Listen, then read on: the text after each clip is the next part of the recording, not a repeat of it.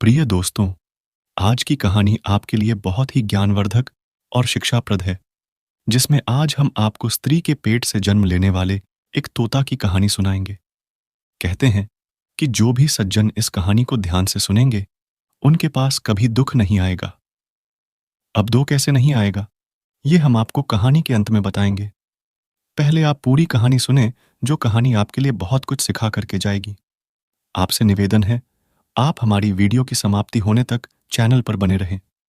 Video को अधूरा छोड़ करके ना जाया जाए, और साथ ही साथ यदि आपने हमारा चैनल भी सब्सक्राइब नहीं किया है, तो चैनल को भी सब्सक्राइब कर लें।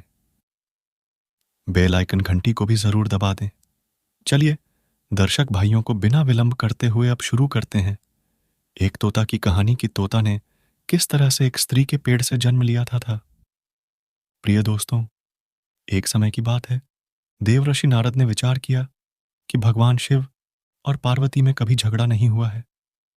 हमें जाकर के पार्वती और शिव जी में झगड़ा कराना चाहिए, क्योंकि दोस्तों नारद ऐसे ऋषि थे जहां झगड़ा नहीं होता था, वहां झगड़ा करा दिया करते थे।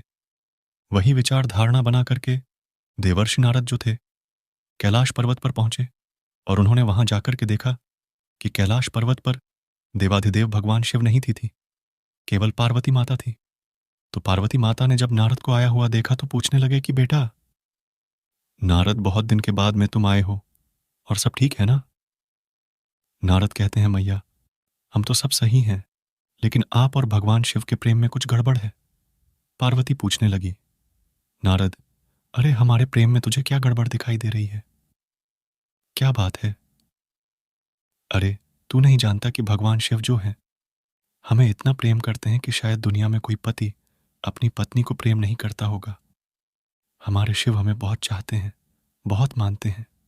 तब नारद कहते हैं कि हे माता, यही तो आपके प्रेम में गड़बड़ है। अरे आपके पति भगवान शिव आपको बिल्कुल नहीं मानते, बिल्कुल नहीं चाहते। वह आपसे दिखावटी प्रेम करते हैं, आपको दिल से प्रेम नहीं करते हैं। पार्वती पूछने लगी, नारद तू कहना क्या चाहता है? क्या साबित करना चाहता है कि हमारे पति शिव हमसे प्रेम नहीं करते हैं? नारद कहते हैं, माता हमें यह कहना चाहते हैं कि आपके पति से इसलिए प्रेम नहीं करते हैं क्योंकि आपके लिए एक बात उन्होंने ऐसी छिपा रखी है जो आज तक आपको नहीं बताई। पार्वती पूछती है, नारद हमारे पति शिव ने ऐसी कौन सी बात है जो हमारे लिए नहीं बताई और वह छिपा रखी है? तब नारद कहते हैं कि माता यही तो बात है, और यही बात बताने के लिए मैं उतावला होकर के मैं तुम्हारे पास चला आया हूं। पार्वती कहती हैं, तो बता, हमारे पति शिव जी ने हमको कौन सी ऐसी बात नहीं बताई है? प्रिय दोस्तों, आज की कहानी आपके लिए बहुत ही ज्ञानवर्धक और शिक्षाप्रद है, जिसमें आज हम आपको स्त्री के पेट से जन्म लेने वाले एक तोता की कहानी सुनाएंगे। कहते हैं, क्या छिपा रखा है दोस्तों? तो तब नारद कहते हैं कि हे माता, आपने कभी अपने पति शिव से पूछा है कि भगवान शिव जो मुंडों की माला गर्दन में पहने हैं, वह किसकी है? पार्वती ने कहा, नारद यह तो हमने कभी नहीं पूछा। तब नारद कहते हैं कि मैया यही तो बात है यही तो बात उन्होंने छिपा रखी है। यही राय से आपको आज तक उन्होंने नहीं बताया। अब जरा आप भी विचार करिए, अगर वह आपसे सच्चा प्रेम करते होते तो आपके लिए यह रहस्य के बारे में जरूर बता देते। दोस्तों, पार्वती कहने लगी, बेटा नारद तू सही कह रहा है। आज मैं यह पूछ करके रहूंगी उनसे कि तुमने ऐसा राय हमसे क्यों छिपाया है? अरे तुम तो हमसे बहुत सच्चा प्रेम करते हो, लेकिन यह रहस्य हमको आज तक क्यों नहीं बताया गया? जो गर्दन में मुंडों की माला पहने हैं, यह किसकी है? आज मैं उनसे जरूर पूछ करके रहूंगी। दोस्तों, नारद इतना कहने के बाद में वहां से चले जाते हैं, और इधर जो पार्वती थी वह रूठ करके यानी गुस्सा में बैठ जाती हैं। कुछ समय के बाद में जब भगवान शिव जी वहां आते हैं, पार्वती को रूठा हुआ बैठा देख करके भगवान शिव पार्वती के पास में गए और कहने लगे, हे देवी, क्या बात है, आज तुम ज्यादा ही कुछ गुस्सा में नजर आ रही हो। क्या बात है दोस्तों? पार्वती बिल्कुल नहीं बोली। तो पुनः फिर शिव जी ने, अच्छा था कि हे देवी पार्वती थी, बात क्या है? आज तुम्हारे चेहरे पर इतनी गुस्सा क्यों झलक रही है? किसी ने कुछ कह दिया या कोई और बात है? दोस्तों, तब गुस्सा में पार्वती कहती हैं कि हे प्रभु, हम तो यही जानती थी कि आप हमसे बहुत प्रेम करते हैं, लेकिन आज हमको पता चला है कि आप बिल्कुल प्रेम नहीं करते हैं। आप हमारे साथ धोखा करते हैं। भगवान शिव कहते हैं कि हे पार्वती, हमने तुम्हारे साथ क्या ऐसा धोखा किया है? तुम्हें कैसे मालूम है कि हम तुमसे प्रेम नहीं करते हैं? तुमसे यह किसने कहा है कि हम तुमको नहीं चाहते हैं? क्या तुमसे ऐसी बात छिपाई है जो आज तुम इतनी गुस्सा में बैठी थी? पार्वती कहती हैं कि हे प्रभु, यही तो बात है कि आपने ऐसी बात छिपाई है जो आज तक मुझे नहीं बताई आई। भगवान शिव कहते हैं कि पार्वती, जरा बताओ तो हमने कौन सी बात छिपाई है? ऐसा कौन सा रहस्य है जो तुम्हें नहीं बताया गया? तब पार्वती कहती हैं कि हे दीनबंधु, एक बात का हमें उत्तर दे दो। जो आपके गर्दन में मुंडों की माला है, यह रहस्य आपने आज तक हमें नहीं बताया। यह क्यों छिपाया गया? और दोस्तों, जब पार्वती के ऐसा पूछने पर भगवान शिवजी समझ गए कि इसका मतलब है कि हमारे घर पर आज नारद की फेरी अवश्य लग गई। भगवान शिव कहते हैं कि हे पार्वती, तुम्हें इससे क्या मतलब है? तुम यह क्यों पूछ रही हो कि यह मुंडों की माला किसकी है? छोड़ो इस बात को। दोस्तों, पार्वती कहां मानने वाली थी। पार्वती जिद करके गई और कहने लगी कि हे प्रभु, अगर इस रहस्य के बारे में दीदी तुम्हारे पास नहीं आऊंगी, तुम्हारे पास नहीं बैठूंगी। दोस्तों, कहते हैं ना कि इंसान जो है जिंदगी में कहीं किसी के पास ना झुके, लेकिन दो जगह अवश्य झुक जाता है। पहली जगह तो वो है अपने बच्चों के सामने, और दूसरी जगह वो है अपनी पत्नी के सामने।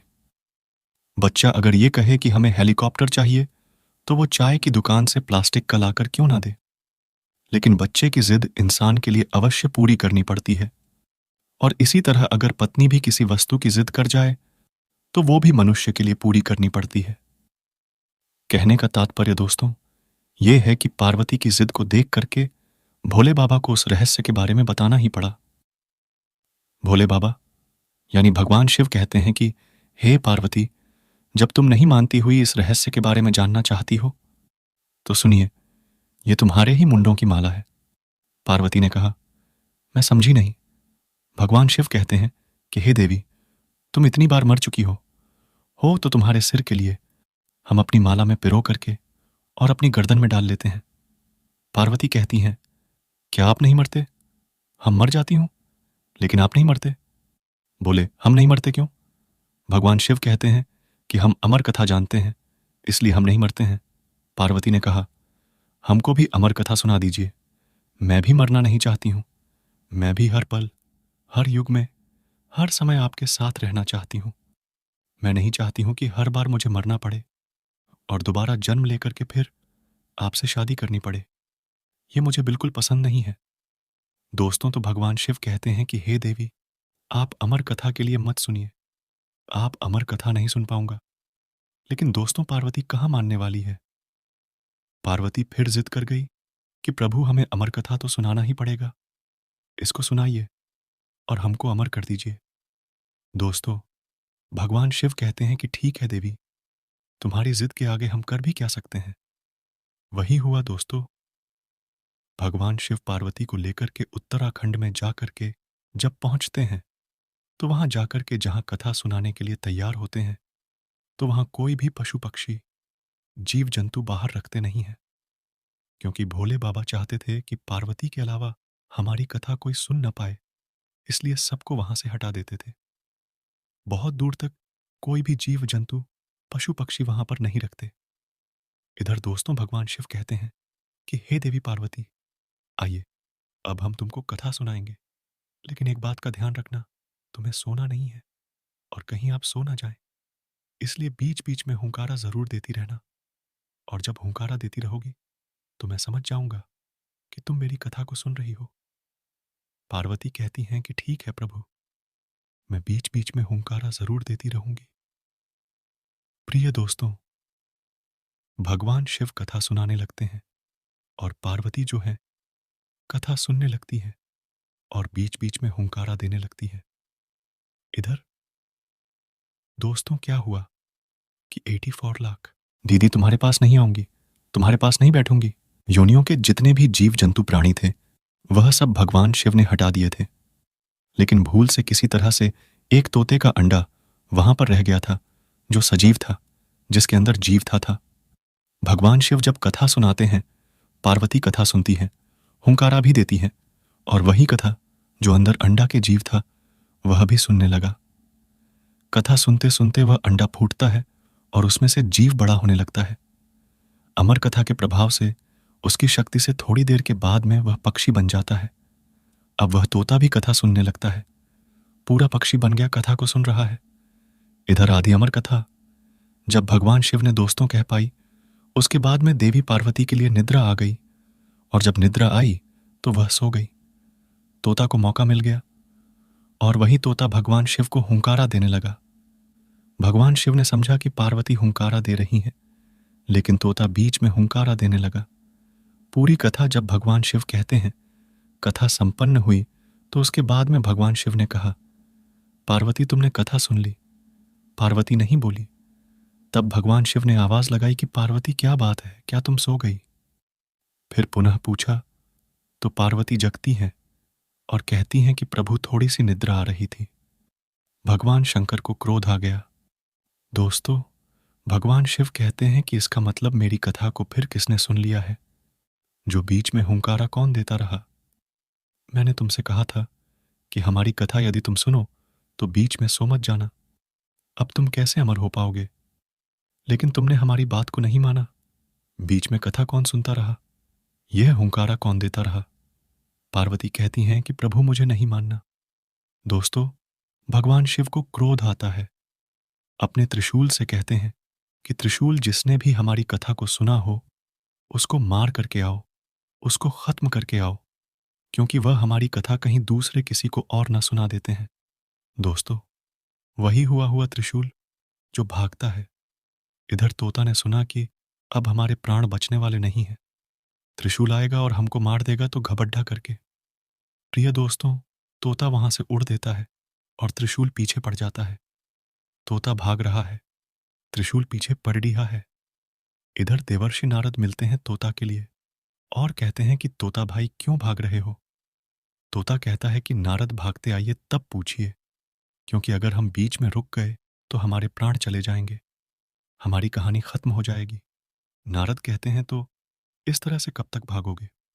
कहां कहां जाओगे? यह त्रिशूल तुम्हारा पीछा छोड़ने वाला नहीं है। तोता कहता है, फिर नारद हम क्या करें?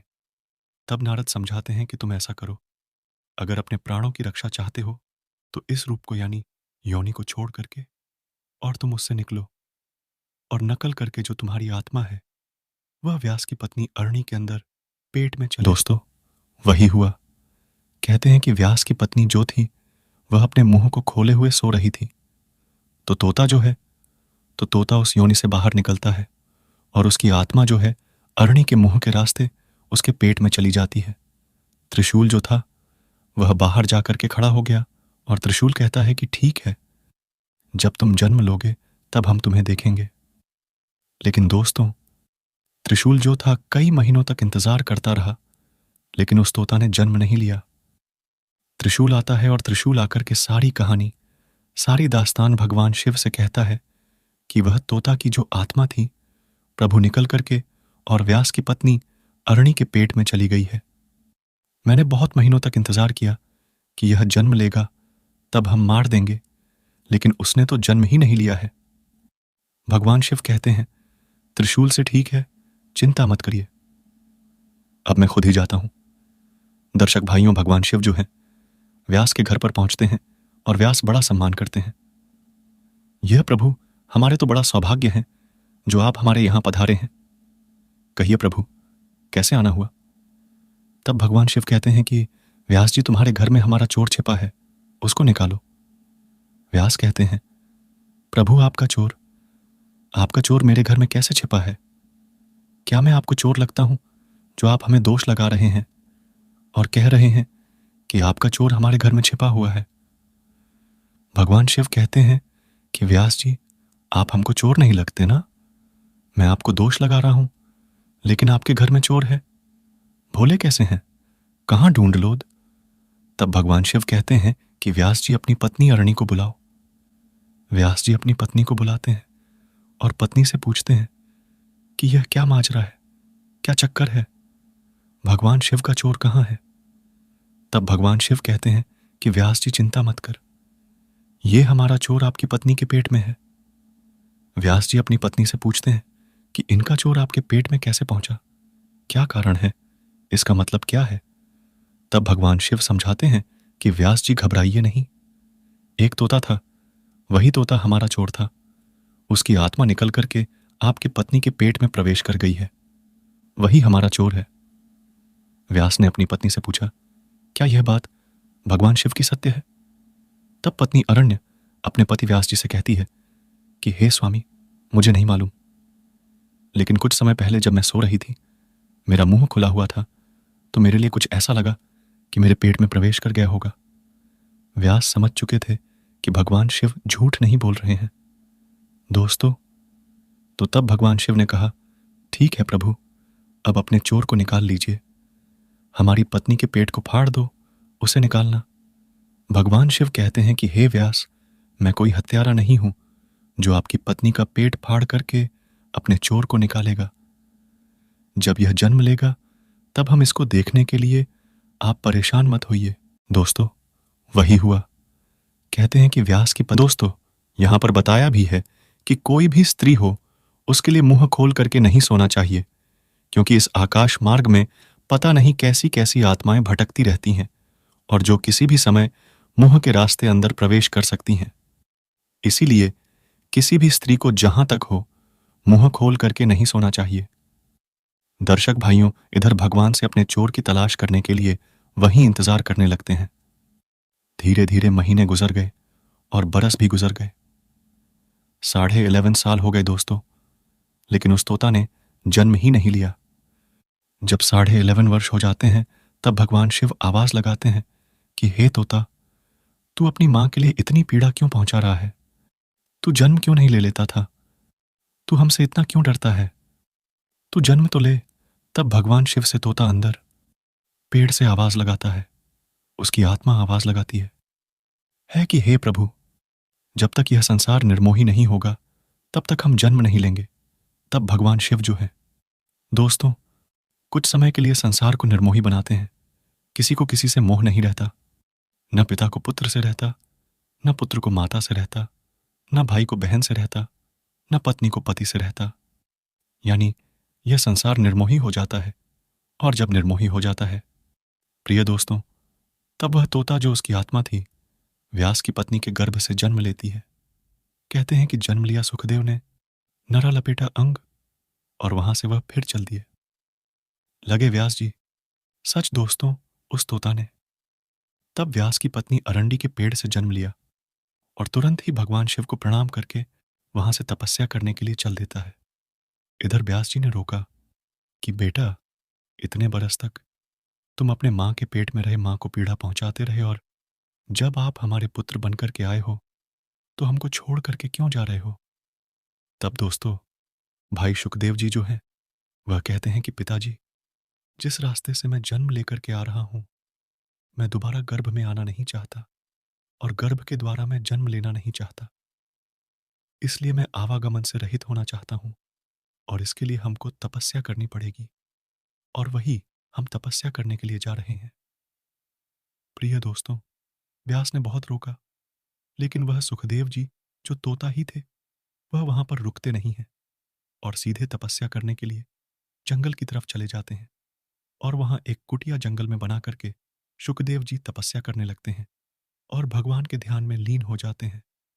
फिर दोस्तों, इंद्रदेव ने पूरा प्रयास किया है कि सुखदेव की तपस्या को भंग कर दिया जाए, लेकिन इंद्र देवता भी असफल रहे और सुखदेव जी तपस्या में सफल हो जाते हैं और उनके लिए बहुत अच्छा दिव्य ज्ञान प्रकट होता है।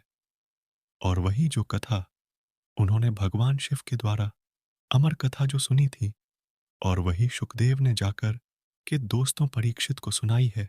फिर उनका दोस्तों, यह थी कहानी सुखदेव की जो तोता थे, जिन्होंने एक स्त्री के पेट में जाकर के फिर पुत्र बनकर के जन्म लिया और फिर वह आवागमन से रहित हो गए और उनके जीवन में ना तो दुख आया, ना उन्होंने दुख को जाना कि दुख क्या होता है। परमहंस के नाम से सुखदेव जी प्रसिद्ध हुए। तो दोस्तों, अब तो आप समझ ही गए हैं कि यही सुखदेव जी जो थे यह पिछले जन्म में तोता थे जिन्होंने जाकर के स्त्री के पेट से जन्म लिया था। आइए दोस्तों, आपको बताएं कि इस कथा को सुनने से दुख कैसे नहीं होता।